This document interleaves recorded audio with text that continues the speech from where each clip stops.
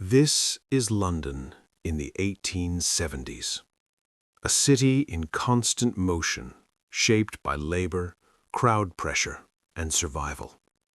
Every street functions as a system. Every intersection channels movement, trade, and necessity.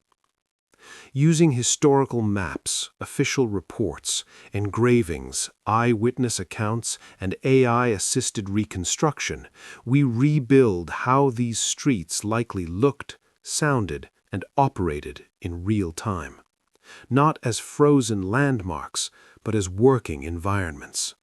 Markets, crossings, dock edges, and residential streets where countless small decisions accumulated into large systems. This places you inside London as it functioned day to day before reform softened its edges and concealed its strain. Covent Garden Market.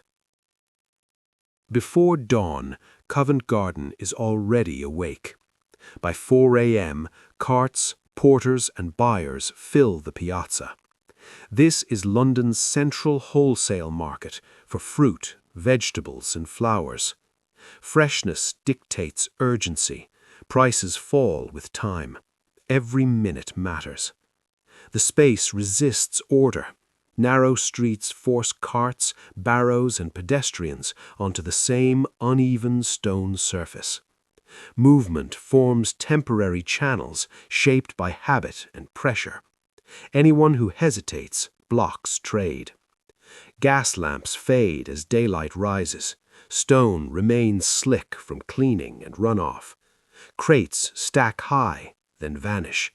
Voices shout prices, warnings, and directions. Bargaining is brief, inspection is rapid.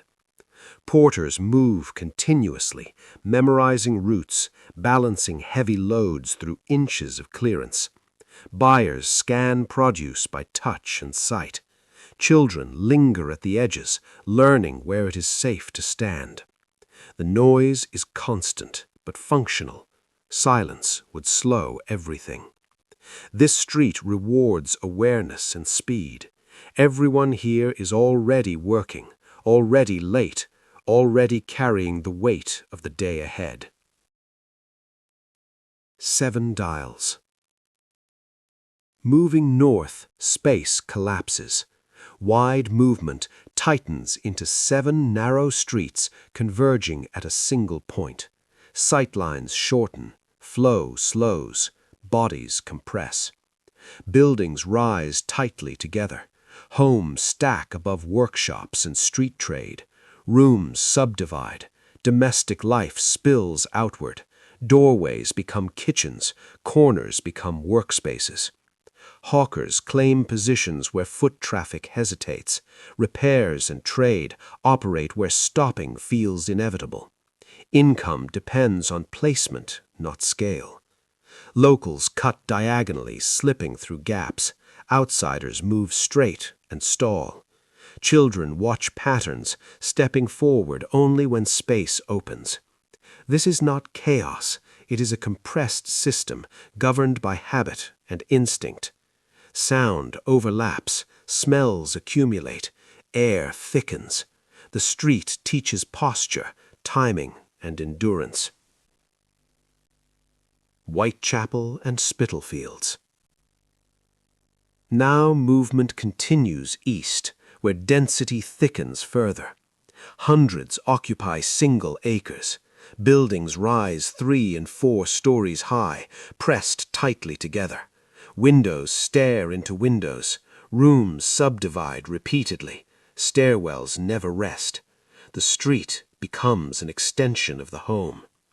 During the smallpox epidemic of 1871-1872, illness clusters by address.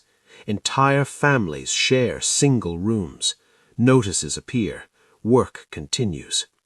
Men wait at hiring points. Women cook at thresholds. Children hold places in queues and carry messages. Movement slows not from obstruction, but from volume. Populations mix. Long-settled Londoners, Irish labourers, Jewish immigrants, dock workers, tailors, hawkers. Languages overlap, customs collide. Survival depends on awareness, proximity, and timing. The street absorbs pressure day after day until the system is forced to respond. Smithfield Meat Market. Before dawn, Smithfield operates on speed. Trading begins after 2 a.m. Meat must move before daylight, before warmth, before crowds. Stone floors are slick with water, blood, and fat. Straw slows slipping only briefly. The smell dominates. Raw meat, hide, damp straw. Carcasses sway overhead. Knives flash. Iron rails ring as loads slide past. Accidents happen. Cuts are bound quickly or ignored. The schedule does not pause. Feeding London requires repetition, risk, and quiet acceptance. The city absorbs this cost while most still sleep. St Katharine Docks. Movement flows toward the river. Here, high-value cargo arrives from across the empire. Brick warehouses rise directly from the water. Streets curve for cranes, carts, and storage. Efficiency governs every angle. Each morning, men gather hoping to be chosen. A nod selects, a gesture dismisses. Those chosen work immediately, the rest drift away. The district feels temporary. Goods pause and move on. Workers appear and vanish. Risk is routine. When the docks slow, the city waits. When they move, everything else follows. Victoria Embankment. Now the city changes its method. A continuous stone wall restrains the river. Beneath the roadway, sewage is redirected into enclosed channels. Cleanliness becomes engineered. Pedestrians move in lines. Traffic flows predictably. Sound disperses. Air feels lighter. But pressure is not eliminated, only hidden. Waste travels elsewhere. Congestion shifts inward. The burden is concealed, not removed. Leicester Square and Soho. Pressure reappears as spectacle. Gaslight extends the day. Crowds gather, linger, compress. Movement slows by design. Music, laughter, argument, and light merge into continuous stimulation. Police monitor behavior rather than direct flow. Cabs clog streets, vendors line margins, queues form and dissolve.